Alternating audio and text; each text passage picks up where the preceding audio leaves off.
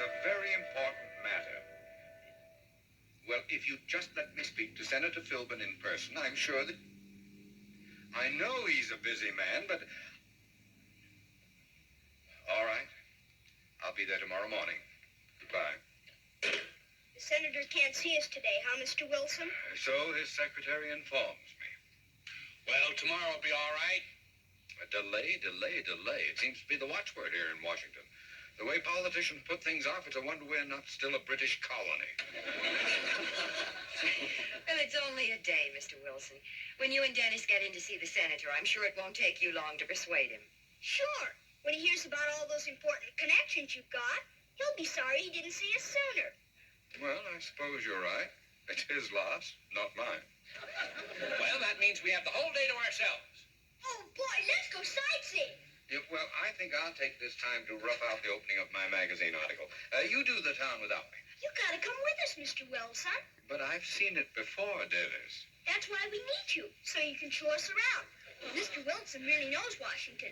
He can answer questions about it practically in his sleep. Yes, I proved that all last night. Can't the article wait, Mr. Wilson? All right. I'll be your guide.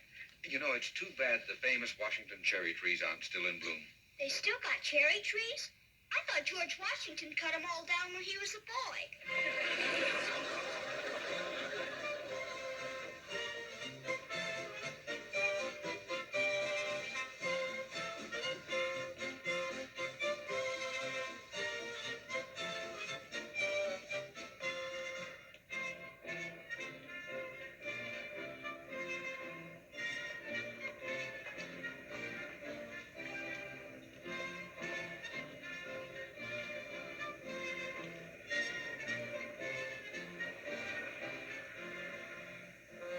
Mr. Jefferson surely was a great man, wasn't he? He had a good deal to do with making this a free country back in 1776. He'll always be remembered as the writer of the Declaration of Independence. We learned that in school.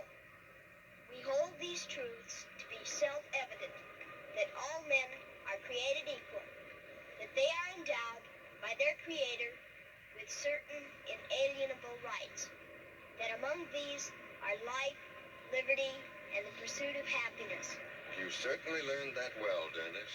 Some things go right through your head, but that's the kind of thing that sticks. As long as it does, son, this country will never have to worry.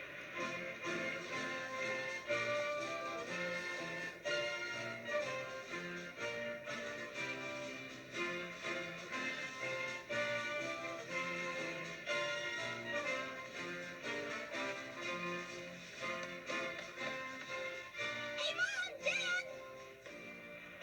I sure had fun going up in George Washington's monument. You should have walked down like me and Mr. Wilson did. The elevator was good enough for us, dear.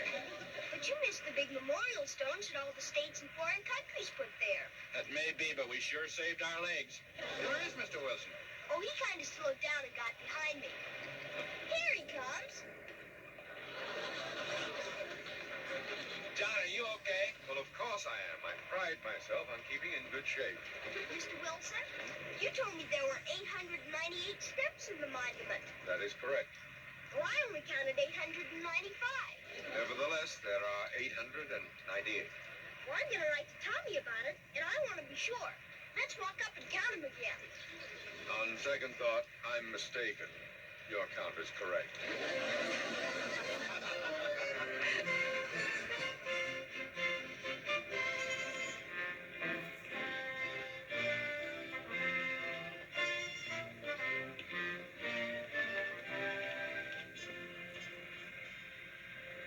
Mr. Lincoln's got a nice face, hasn't he? He was that kind of man, dear. He held this nation together during the grimmest chapter in our history. It caused him great suffering and pain, but he never lost the quality of kindness. Could I climb up there in his lap, Dad?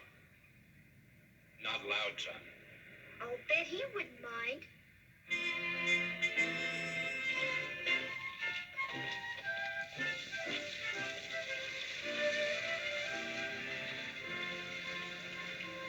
Oh, what a lovely mansion. so beautiful and dignified. Yes, a fitting residence for our most important citizen. Yeah, nothing's too good for Carolyn. Missing out on life because of nagging